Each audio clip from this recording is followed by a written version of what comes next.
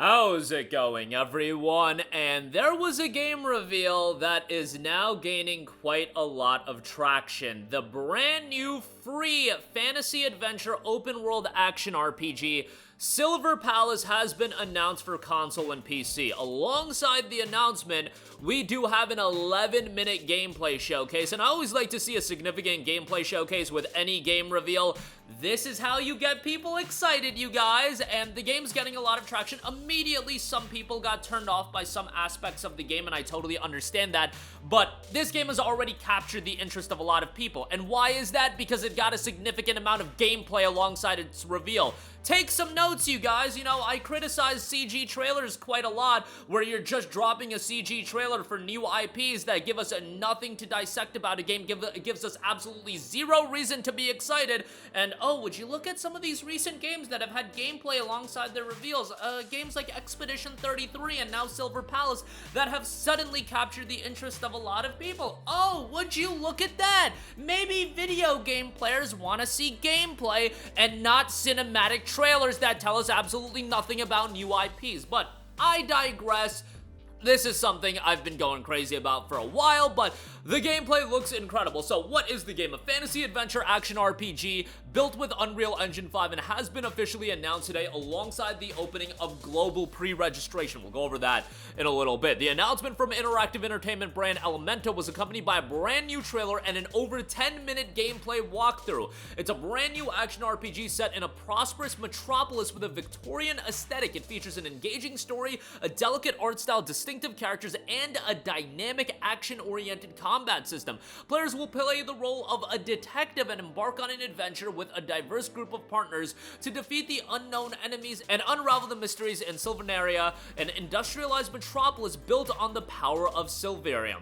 The discovery of Silvernium was the key to Silvernia's industrialization. This revolutionary element transformed technology and daily life beyond imagination, attracting numerous residents and fostering innovation. The city became a hub of miracles driven by the massive industrialization and monetization under the city's administration. In Silver Palace, players assumed the role of a detective tasked with investigating crimes and uncovering hidden truths, as various factions from corporate monopolies and underground syndicates to royal affiliates and cults vie for the control of this precious resource Silverium. Tensions rise across the city, and the game is powered by Unreal Engine 5. You've got some gorgeous visuals and, of course, anime-style characters. These games have become the rage. Genshin Impact, Zenless Zone Zero, Wuthering Waves.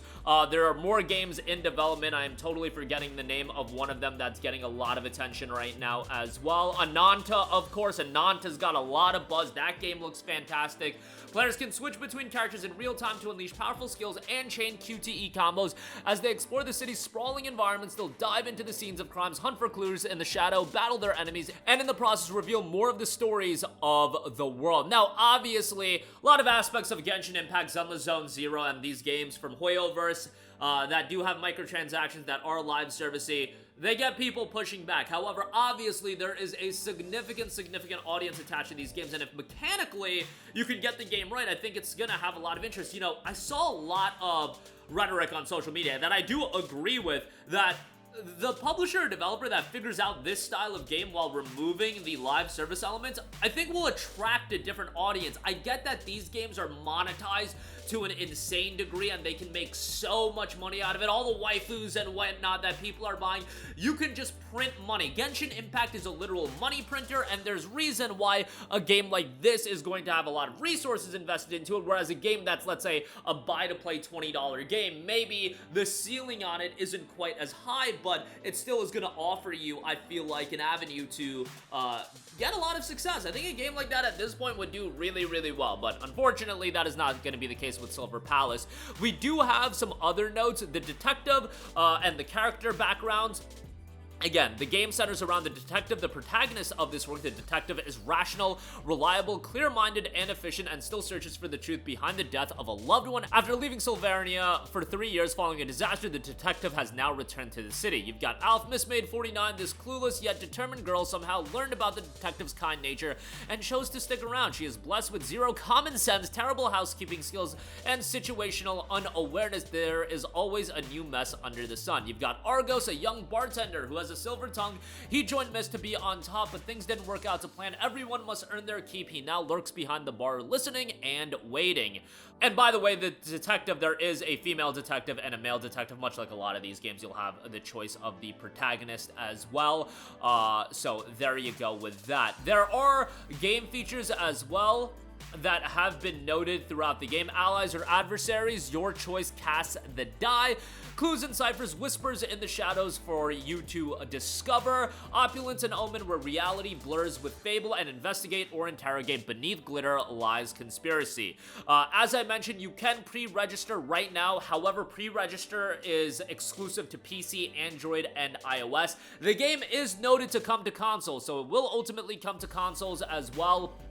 And we will see how that turns out as well. And there's gonna be an English release. They already have an English Twitter account established, and you can follow them on social media and everything like that. They've got English press releases going out and everything like that. I saw some traction that this might not get a Western release. I'm led to believe that yes, it absolutely will get a Western release. And this game is going to have big inherent interest. How much that is retainable, who knows? There's a lot of competition in this market as well. Again, with the Hoyoverse titles, Wuthering Waves, Ananta coming out as well. Obviously, a lot of people are trying to get into this space and, you know, print some money off of those waifus, you know what I'm saying? But, mechanically is what I think drew a lot of people into this game. Yes, honestly, what I see from a lot of people is that the art style is a reason why they aren't interested in the game, but from a gameplay standpoint and an exploration standpoint, that really clicked with me. Obviously, as somebody that's all in on the Weeb games, I think the art direction and the visual presentation is excellent. It's totally up my alley, and I get why, you know, they're doing it like this. It works for the style of game that it is, but also the reason this game, I think, stands out to a lot of people is from a gameplay standpoint, is from the exploration. All of that looks incredibly, incredibly stylish, and I think that makes people more excited. And again, let me reiterate, this is why I'm not saying every game needs an 11-minute gameplay deep dive, but my goodness, when I see these trailers get revealed with these cinematic trailers with no gameplay, it's like, bro, how am I gonna get excited for a game like Intergalactic? Naughty Dog doesn't have that kind of appeal anymore. I love Housemarque. How am I gonna get for this Soros game with a cinematic trailer? Like, what is actually going on with these CG trailers? I feel like this game has gotten a level of interest from a new studio and a new game in general that a lot of these games from, you know, big publishers aren't getting, and I get that this game has backing, but man, I feel like, what if this game was just revealed with, you know, a cinematic trailer and nobody cared? And it's just like, bro, give us gameplay, and I feel like that's why people are so interested in this game. But if you have a PC or you want to play it on Android or iOS, pre-register right now. You just have to insert your email, and you know what, let me do that right now as I record this video, and let me get my pre-registration in. Let me select PC, and your boy has just pre-registered for Silver Palace. But nonetheless, have a gander at the game for yourself. I think this is going to have a lot of interest. Hopefully it'll be out in the relative near future, but we'll see how that goes. That'll do it for me. Let me know all of your thoughts on Silver Palace in the comments section down below. I get that it's not going to be everybody's cup of tea. These style of games just aren't, but I do think it's inherently going to have a lot of interest as well, especially right out the gate when these games come out. They peak at a really high level. I imagine that'll be the case with this game as well. Unfortunately, these games generally don't get a Steam release right out the gate, which I do think that's unfortunate. I get it. Steam takes a significant chunk of those microtransactions, but I just feel like it would increase the exposure to these games exponentially as far as the PC market goes. But that's gonna do it for me. Let me know all of your thoughts in the comment section down below. Sound off there. Thank you for watching, and goodbye.